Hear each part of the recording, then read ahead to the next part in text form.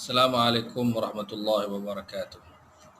Ini saya nak kongsikan kisah yang diambil daripada buku Hayatus Sahabah ataupun dalam bahasa Melayunya 10 sahabat Al-Ashrah Al-Mubashshiruna bil Jannah, 10 sahabat yang dijamin masuk syurga.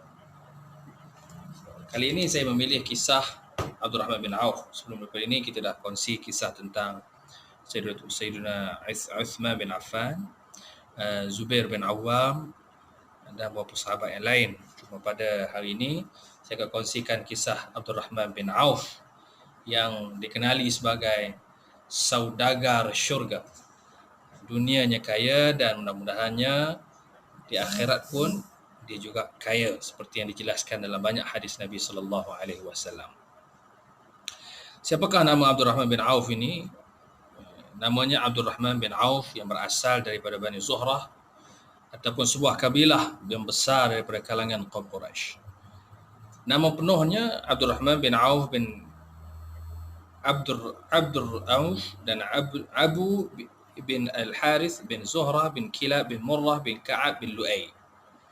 Jadi salah silah Abdul Rahman bin Auf ini dia ada bertemu dengan Nabi kita sallallahu alaihi wasallam di atuk mereka iaitu Kilab bin Murrah.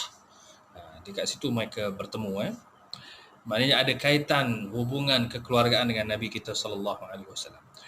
Beliau dilahirkan di Makkah 10 tahun selepas tahun gajah.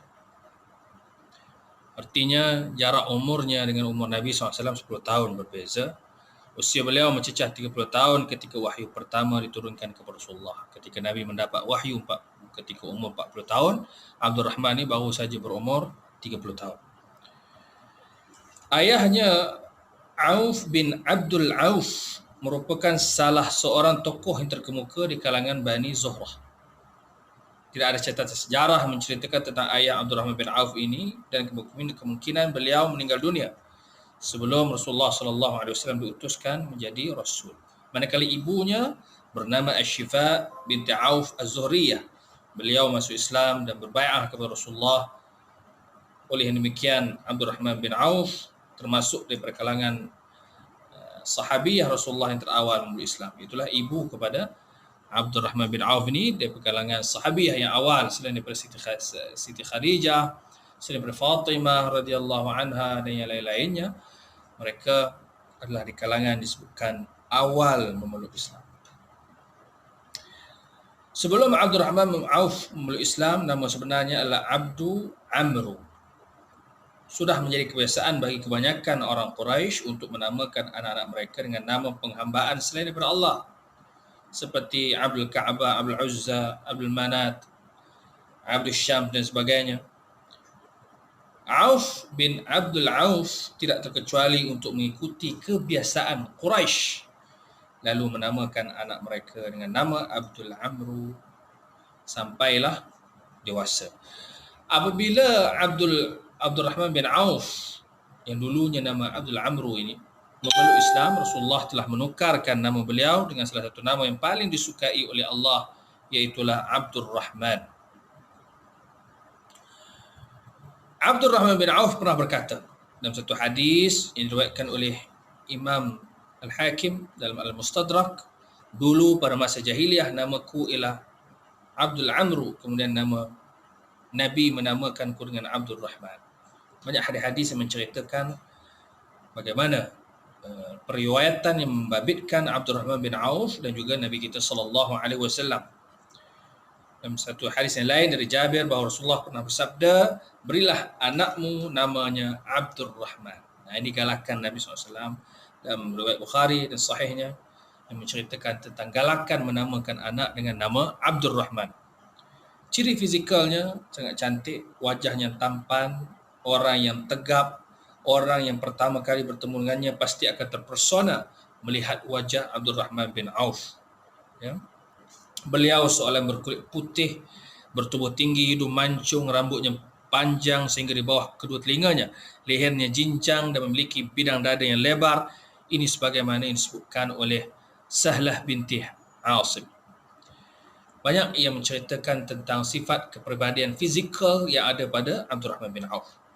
Jadi kita nak pergi kepada bagaimanakah Yang disebutkan Abdul Rahman bin Auf ini seorang yang memiliki kekayaan yang cukup luar biasa. Banyak kita boleh kongsi dalam buku ni. Saya suggest kepada tuan-tuan memiliki buku ni. Buku Al-Ashra Al-Mubashshirun Bil-Jannah, 10 orang sahabat Nabi yang dijamin masuk syurga. Boleh tengok macam mana sifat dan rapatnya Abdul Rahman bin Auf dengan Nabi kita SAW. Bagaimana Abdul Rahman ketika bersama dengan Nabi dalam peperangan Badar, peperangan yang lain-lainnya, ya. Banyak dalam buku ni juga menyebut tentang telaga Badar yang digali oleh tentera Islam semasa berlakunya Badar, yang membabitkan Abdul Rahman bin Auf antara orang yang banyak mendermakan hartanya fisabilillah ketika mana dalam peperangan Badar. Begitu juga peperangan Uhud, peperangan Hudaybiyah dan Bai'atul Ridwan. Ini semua melibatkan secara langsung pribadi dan juga batang tubuh Abdul Rahman bin Auf. Termasuklah peperangan Badar, Sariyah, Kedau, Matul Jandal.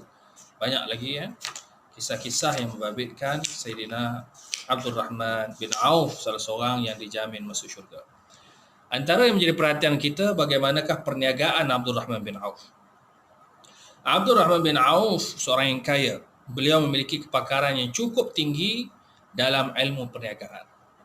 Sahabat lain pun ada juga kepakaran ni. Sayyidina Uthman, Abu Bakar As-Siddiq, Sa'ad bin Mu'adh. Banyak sahaja sahabat yang cerdik berniaga. Tapi ditonjolkan antara sahabat yang paling cerdik di antara yang cerdik, antara yang boleh dikategorikan top 10 yang paling cerdik dalam perniagaan, ialah Abdul Rahman bin Auf. Dengan itu Allah telah menganugerahkan kekayaan melimpah ruah kepadanya. Namun kekayaan tersebut tidak sedikit pun menyebabkan beliau lupa, malah beliau banyak melakukan sedekah jariah dengan harta yang ada. Hartanya semakin bertambah dari hari ke hari. Kepakaran dalam perniagaan dilimpahi dengan keberkatan rezeki dari Allah. Kekayaan yang datang padanya mencurah-curah, sehingga kan beliau pernah berkata bahawa seolah jika beliau mengangkat sebongkah batu, pasti beliau akan menemui emas atau perak. Kata-kata ini dilafazkan kerana beliau meyakini bahawa Allah Subhanahu Wa Taala sentiasa membantunya memberikan kekayaan di dunia. Ketika berniaga, Abdul Rahman bin Auf tidak pernah cuai dari mengamalkan perintah Allah dan sunnah Rasulullah SAW. Beliau sentiasa memberatkan timbangan dan sukatan. Malah beliau telah mengamalkan sikap yang pemurah ketika berniaga. Dengan sebab itu pelanggan-pelanggannya berasa senang dan berurus niaga dengan dirinya. Kerjanya sebagai perniaga telah dijadikan alat untuk sentiasa mentaati perintah Allah. Abdul Rahman bin Auf mempunyai sikap bekerja keras dalam mencari pendapatan seharian. Sebagaimana para sahabat yang lain, beliau juga jauh dari sikap bermalas-malasan. Dalam masa yang sama, beliau tidak mengejar harta dunia, bahkan beliau mengejar ganjaran di hari akhirat. Ini boleh dirakamkan dalam Quran, bagaimana sifat orang yang bertakwa kepada Allah Subhanahu Wa Taala, seperti yang dirakamkan dalam surah At-Talaq ayat kedua hingga ayat ketiga. Wa man yattaqillaha yaj'al lahu makhraja warzuqhu min haitsu la yahtasib wa man yatawakkal 'ala Allah fa huwa hasbuh innallaha balighu amrihi qad ja'ala Allahu likulli syai'in qadra. Barang siapa yang bertakwa kepada Allah, nescaya dia akan mengadakan baginya jalan keluar dan memberikannya rezeki dari arah yang tidak disangka-sangka. Dan barang siapa yang bertawakal kepada Allah, nescaya Allah akan mencukupkan keperluannya. Sesungguhnya Allah melaksanakan urusan yang dikehendakinya. Sesungguhnya Allah telah mengadakan ketentuan bagi tiap-tiap sesuatu. Harta-harta yang diperolehi hasil dari keuntungan dalam perniagaan telah digunakan oleh Abdul Rahman bin Auf untuk kepentingan Islam. Kenapa dia kaya? Sebab dia nak balikkan kekayaan itu kepada agamanya, kepada umat. Beliau telah melakukan sedekah jariah kepada orang-orang miskin di Madinah. Beliau juga telah menginfakkan hartanya dalam jihad fisabilillah. Bahkan dana-dana peruntukan untuk pasukan tentera Islam banyak datang dari sumber hartanya. Abdul Rahman bin Auf telah membelanjakan hartanya untuk membebaskan para hamba. Ketika Abdul Rahman bin Auf berhijrah ke Madinah, beliau telah meninggalkan seluruh harta kekayaan di Mekah. Ini bermakna beliau telah berhijrah ke Madinah selai sepinggang. Serta merta beliau menjadi muflis dengan sitaan dan rampasan harta yang dilakukan oleh Quraisy. Apabila tiba di Madinah, beliau telah menginap di salah sebuah rumah para sahabat Nabi, sahabat Ansar yang bernama Sa'ad bin Rabi'. Ya. Abdul Rahman bila sampai di Madinah, dijumpa dengan Sa'ad bin Rabi'. Nabi ini dia akan jalinkan hubungan antara seorang sahabat Muhajirin dan juga Ansar macam keluarga angkat. Jadi Abdul Rahman bin Auf dikawankan dengan Sa'ad bin Rabi'. Abdul Rahman ditawarkan dengan separuh harta kekayaan dan isteri yang dimiliki oleh Sa'ad bin Rabi'. Sa'ad bin Rabi' tawar macam-macam. Namun begitu Abdul Rahman bin Auf telah menolak tawaran tersebut. Beliau cuma ingin meminjam beberapa dinar sahaja daripada Sa'ad bin Rabi' sebagai modal awal perniagaan, dan juga beliau meminta Sa'ad bin Rabi' menunjukkan arah pasar tempat beliau hendak melakukan aktiviti perniagaan. Tidak beberapa lama setelah itu Abdul Rahman bin Auf berjaya menjadi kaya semula. Beliau juga mampu menikahi wanita di Madinah dengan mahar yang mahal hasil daripada keuntungan perniagaannya. Sejak dari itu harta kekayaannya bertambah dari hari ke hari. Abdul Rahman bin Auf memiliki perniagaan yang besar. Kafilah-kafilah perniagaan yang tersebar dari Madinah hingga ke Syam. Beliau telah menjalankan pelbagai jenis aktiviti perniagaan, sama ada berniaga pakaian, haiwan tunggangan dan ternakan, serta makanan dan buah-buahan. Ini yang digambarkan salah seorang sahabat Nabi yang kaya yang masuk syurga. For kids. Jadi para hadirin yang dirahmati Allah, kekayaan tidak menafikan tujuan dan matlamat kita untuk menjadi orang bertakwa dan akhirnya menjejakkan kaki ke syurga. Tak nafikan. Lihatlah sahabat Nabi, dan kebanyakan daripada 10 yang dijamin masuk syurga ni adalah daripada kalangan sahabat yang kaya. Orang yang banyak harta, malahan mereka ni juga daripada golongan bangsawan. Yang paling penting mereka ni dermawan, dan yang sangat penting agamawan. Itu tidak menafikan semua wan-wan yang tadi. Yang kita tak mahu adalah tak mahu jadi orang yang tak ketahuan.